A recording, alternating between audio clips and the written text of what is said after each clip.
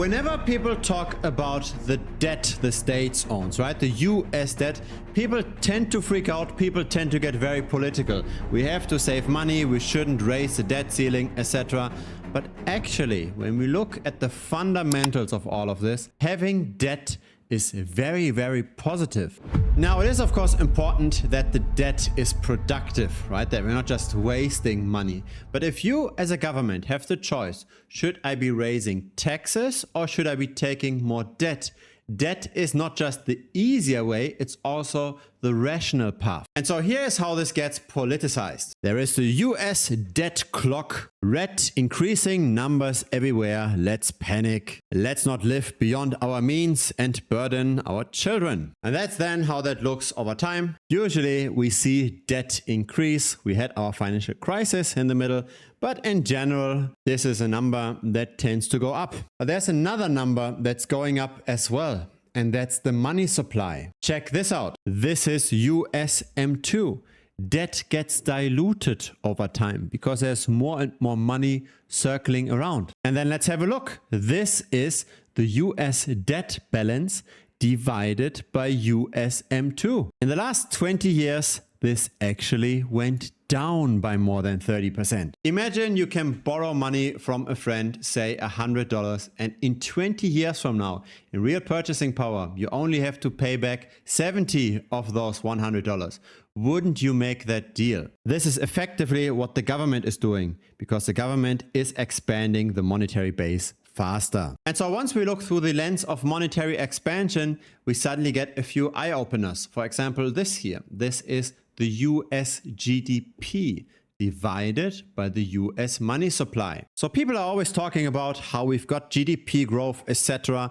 But unfortunately, GDP is measured in US dollars and US dollars expand over time. The base is expanding over time. Money gets diluted. You can buy less and less with your dollars, yada, yada, yada. You know this. The GDP is not growing, unfortunately. Since 1960 to today, if we completely remove the US money expansion, the US economy is doing worse today in aggregate. On top of that, we've got capital concentration. So of course, the people that earn more tend to also grow their income faster versus the ones that don't earn that much. So for the average Joe, it gets harder and harder over time. Debt is only a problem when debt is unproductive, when money is wasted. But wasting money in general is a problem.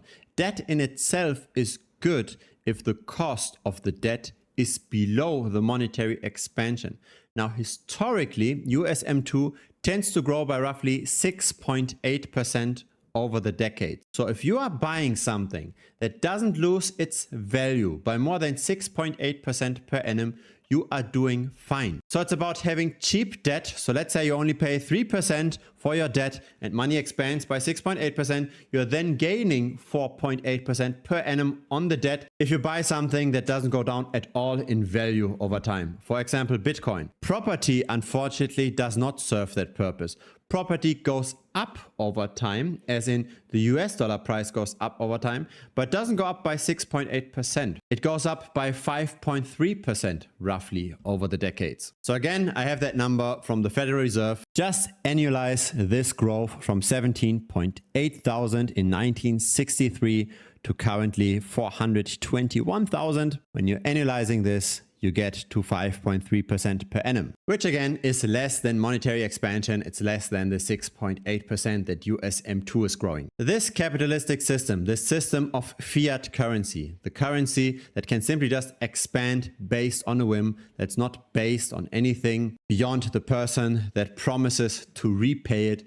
If you've got a system like this, you've got a very hard time out earning the monetary expansion with just selling your labor. The value of fiat gets cut in half every 11 years. And yes, Bitcoin protects against this, so do many other assets, right? Property partially, stocks 100%. If of course you don't pay taxes on the stocks and if of course you get the average market return, so you don't start selling low and buying high. But it's important to understand that fiat expansion, right? You can't just have your money in cash. It is really a problem, especially once your wealth is roughly 2 to 3 years worth of your income, because then again, your wealth will get deflated away. Debt is good when it's cheap and when the asset that is being bought does not devalue. Debt is bad when you start wasting money, right? Consumer debt, etc. is bad. The US debt clock is nothing but propaganda, because actually that debt isn't growing as quickly as monetary expansion, so the US is actually making money from a devaluing debt base. There's many implications from this increasing monetary base. Most people don't really think about it that much. I believe it's super important, especially once we progress in our careers. It's very important to play the system if you don't want to fall behind, and unfortunately the majority does fall behind. I know this is a pretty controversial take, as in taking out as much debt as possible,